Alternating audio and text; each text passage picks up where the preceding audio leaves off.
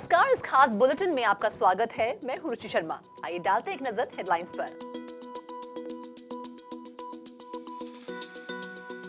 RBI FSR report के अनुसार private crypto currency ग्राहक सुरक्षा के लिए तत्काल खतरा पैदा कर सकती है। कोरियन क्रिप्टो एक्सचेंज कॉइन1 ने अनवेरिफाइड वॉलेट में विड्रॉल पर रोक लगाई। बिटकॉइन माइनिंग फर्म मैराथन ने $900 मिलियन मूल्य की नई मशीनों का ऑर्डर दिया। सोल की एक टेक कंपनी ने मेटावर्स में अपनी नई ऑफिस ब्रांच खोली। 2021 में बिटकॉइन एटीएम की संख्या में हुआ 100% से भी ज्यादा का इजाफा।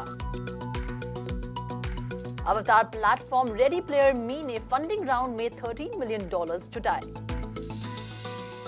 एल साल्वाडोर के लोगों के चीवो क्रिप्टो वॉलेट से गायब हुए बिटकॉइंस।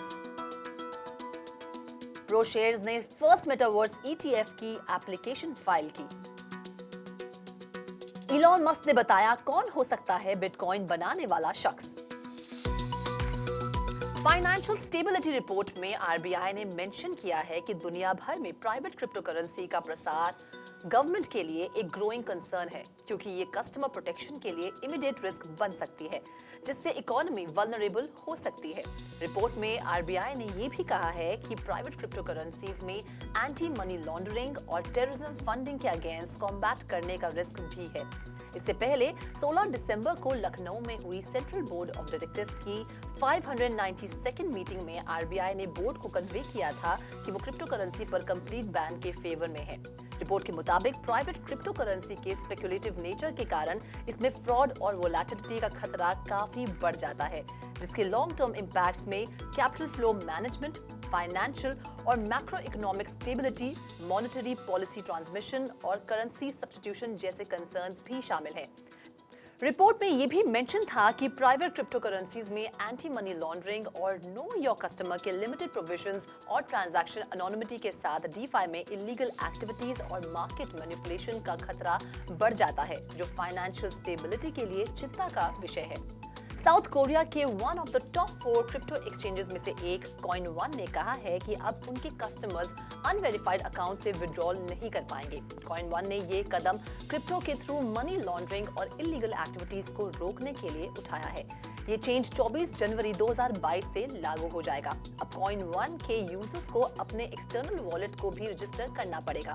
ऐसा नहीं करने पर कस्टमर्स अपने एक्सचेंज अकाउंट से फंड को विड्रॉ नहीं कर पाएंगे। एक्सटर्नल वॉलेट में कोई भी वॉलेट शामिल हो सकता है जो हॉट और कोल्ड स्टोरेज ऑप्शन के साथ थर्ड पार्टी द्वारा प्रोवाइड किया जाता है, जिसमें केवाईसी इंफॉर्मेशन होनी चाहिए और ये वॉलेट्स किसी रिलेटिव या किसी और के नाम पर नहीं बल्कि कस्टमर के नाम पर ही रजिस्टर होने चाहिए।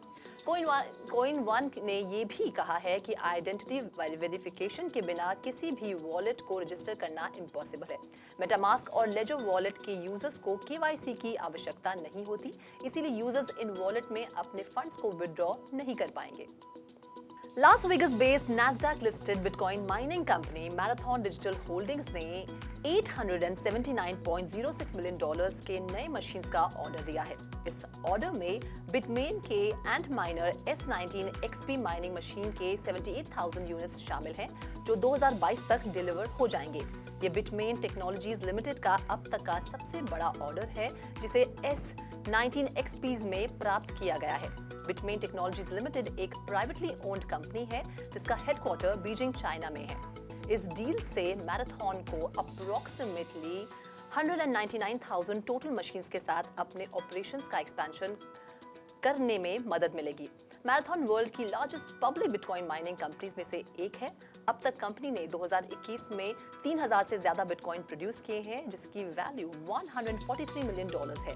लास्ट ईयर मैराथन ने 338 बिटकॉइन प्रोड्यूस किए थे। अक्टूबर में बिटकॉइन माइनिंग पर चाइना के क्रैकडाउन के बाद अब 35% हैश रेट के साथ यूएस बिटकॉइन माइनिंग मार्केट को लीड कर रहा है। साउथ कोरिया की tech company Seoul digital foundation ने 22 दिसंबर को मेटावर्स के गैदर टाउन में ऑफिस ओपन करने की घोषणा की है। मेटावर्स की नई ऑफिस वेस्टर्न सोल के सांगमेंगडोंग में स्थित कंपनी के मेन हेडक्वार्टर से बिल्कुल आइडेंटिकल होगी। रिमोट वर्किंग के इस रेवोल्यूशनरी कदम से एसडीएफ अपने एम्प्लॉय से बेटर प्रोडक्शन अचीव करना चाहती है। रिमोट वर्कर्स महीने में एक बार मेटावर्स ऑफिस में मिल सकेंगे और वर्कर्स अपने अवतार के थ्रू मेटावर्स की रिमोट डेस्क में बैठ सकेंगे और एसडीएफ अपने स्टाफ की वर्चुअल प्रेजेंस को रिमोटली वेरीफाई भी कर सकती है।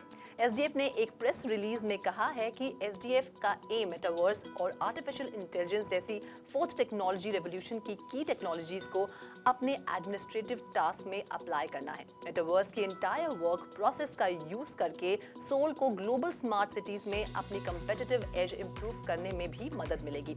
एसडीएफ के प्रेसिडेंट कैन यो सिक ने कहा है कि कुछ लोग फिजिकल रिस्ट्रेंट्स के कारण सभी सर्विसेज में पार्टिसिपेट नहीं कर पाते थे, लेकिन अब मेटावर्स के उपयोग से वो सोल के सभी सिटीजन को इक्वल अपॉर्चुनिटी प्रोवाइड करने की पूरी कोशिश करेंगे। दुनिया भर में इंस्टॉल्ड एटीएम की संख्या 2021 में डबल से भी ज्यादा बढ़ गई है। इस साल 20,000 से भी ज्यादा नए बिटकॉइन एटीएम इंस्टॉल किए गए हैं। जनवरी 2021 में अप्रोक्सीमेटली 14,000 बिटकॉइन एटीएम से जिसकी संख्या बढ़कर अब अराउंड 34,000 हो गई है। वर्ल्ड लेवल पर बिटकॉइन एटीएम्स के नंबर में ग्रोथ ये इंडिकेट करती है कि डिजिटल एसेट ने अब वाइडर इकोनॉमी में अपनी पकड़ बना ली है।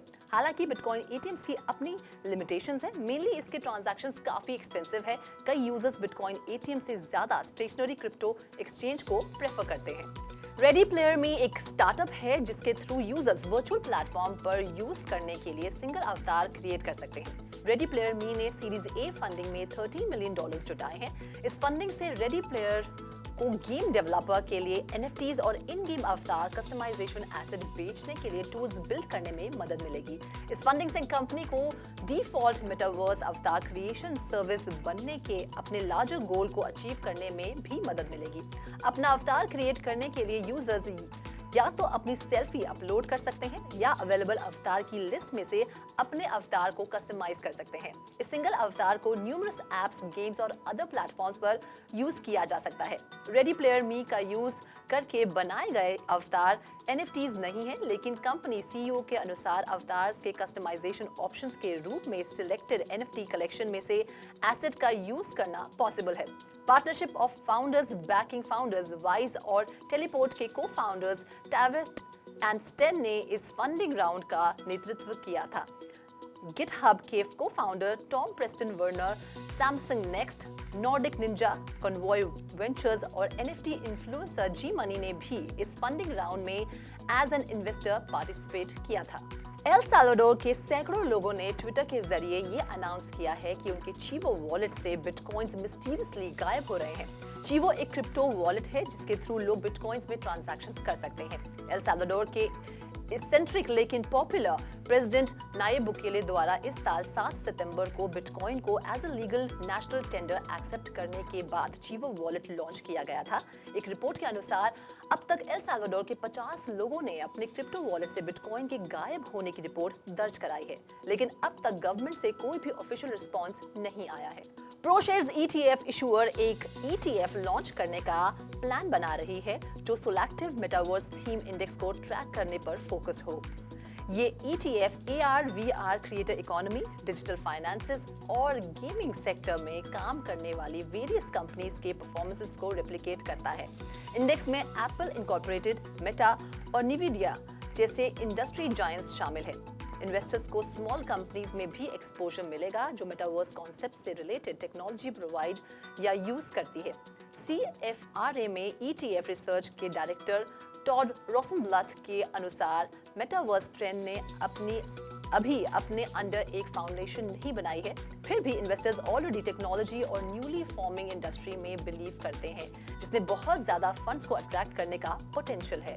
नवंबर की शुरुआत में प्रोशेयर्स को futures backed bitcoin ETF launch करने के लिए यूएस एसईसी से अप्रूवल मिल गया था, जिसने ट्रेडिंग के पहले वीक में रिकॉर्ड ब्रेकिंग $1.2 बिलियन के इनफ्लो के साथ मार्केट में फंडिंग की शुरुआत की है। इस खास बुलेटिन में फिलहाल इतना ही। आप देखते रहिए क्रिप्टो टीवी।